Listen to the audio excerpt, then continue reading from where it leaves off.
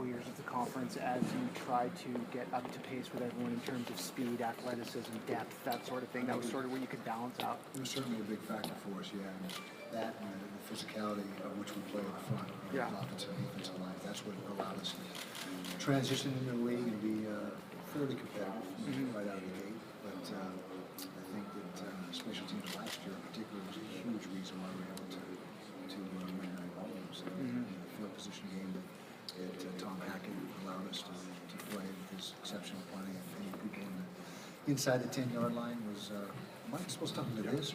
Yeah. In the microphone, so everyone's hearing these questions. They can't hear the question, but they can hear me. Okay, all right. Special teams. Good enough. Special teams question.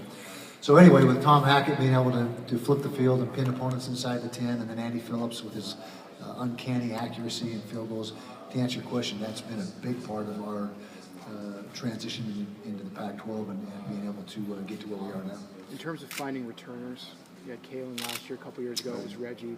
You guys always seem to find those guys who can hit the hole. What are you looking for? If you could build a return man in a lab, what are you looking for? Yeah, our return game was in great hands last year with Kalen Clay. He obviously graduated. He'll probably be returning kicks for the Tampa Bay Buccaneers this fall. But we've had a pretty good run of returners. Reggie Dunn, Shaky Smithson, Kalen, as we mentioned, and so that is probably the missing piece to the special teams equation this year, is finding that guy or guys. Maybe one guy will do kickoffs, one guy will do punts. But we've got to find a guy or guys that are going to make be dynamic. What you look for in that role is a guy that first of all takes care of the football. He can catch it, secure it, and not turn it over. But secondly, is be dynamic, make people miss. Make a play there when there's really nothing there to be made. Anybody can return a kickoff or a punt when it's all blocked up. It's the guys that can make people miss and still make something out of not a very good situation that are the guys that really are special at that. You touched on how joining the Pac-12 has helped. What are the challenges involved with recruiting, kind of joining a conference like this one? Well, when we joined the Pac-12, recruiting instantly spiked, and I'm going to tell you right now, probably 2/3 of the players we've signed since we've been in the Pac-12, we would not have been able to sign had we not had the Pac-12 affiliation. So it definitely was a big plus for us there. Along with that comes increased competition. When you're going after the higher profile player, everybody else is as well, and so you've got to win some of those battles. And we feel like we've won our fair share. We don't come away with the 5-star guys or the 4-star guys. I don't know if we've ever had a 5-star guy, but the 4-star guys, few and far between. So we've got to be great evaluators and great projectors of talent, because we've got to develop that talent. We very rarely get the ready-made guy, so we've got to get the guy and develop him and have a great eye for where's this guy going to be in 2 or 3 years, not necessarily where is he now as a player. Despite not having the 5-star and the 4-star players, you have been putting guys through the NFL like crazy. How does that happen? Yeah, I think the reason for that is our ability of our assistant coaches to project the talent, as I mentioned. And we've got a mantra, it's recruit, develop, and manage. You recruit the raw material, you develop it, and then of course you got to manage it along the way, make sure they're doing the right things, going to class, staying out of trouble. And so I think our assistant coaches deserve the vast majority of the credit for the success that we've had in putting guys in the NFL, and that is by finding those guys that they believe have the raw material to develop into very good players that maybe someone else is missing on.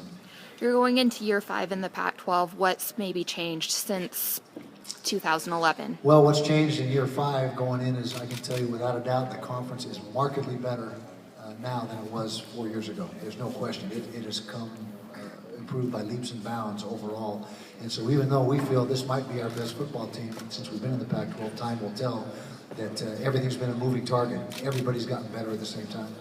You promoted from within for the offensive coordinator position this year. Can you talk about the 2 guys that got the bump up and the fact that this is the 8th coordinator version in the last 8 seasons? Yeah, that's not ideal, is it? Yeah, we'd rather not have that be the case, but for one reason or another, we've had some coordinators that we've lost, but we put Jim Harding and Aaron Roderick in place as the co-offensive coordinators.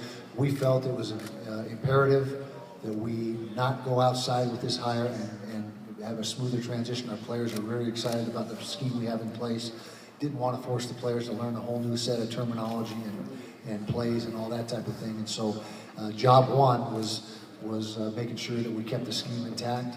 And then, and that's not to take anything away from Jim and Aaron. It's not like they were, an afterthought. Those guys are excellent coaches, both very bright, very organized. And so I don't want to make it sound like we promoted them by default, but we needed to make sure we hung on to the scheme that we had. We did the same thing on defense, essentially. We brought in John Pease.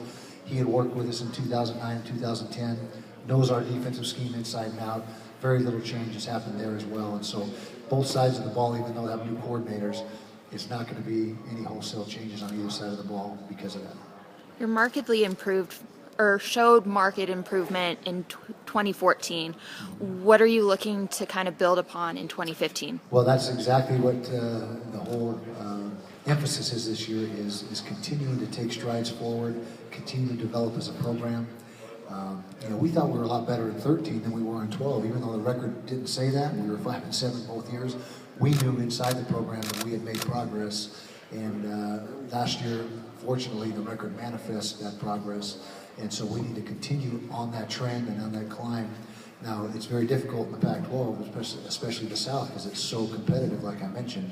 And so the margin of error, or the margin between winning and losing most weeks, is very thin. We were in 3 overtime games last year, came out on the right side of them twice. But we've got to make sure that we don't back off in any way, shape, or form as coaches or as players, and that we continue to press forward and build on last year rather than take a backward step.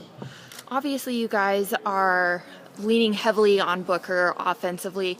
Who else are you looking towards to carry some weight that maybe nobody's thinking about at the moment? We're very high on our offensive line. That's a group that doesn't get a lot of praise. We got 4 of our 5 offensive line starters returning. We think we're going to be real good up front on both sides of the ball, but maybe as good as we've been in a lot of years on the offensive line.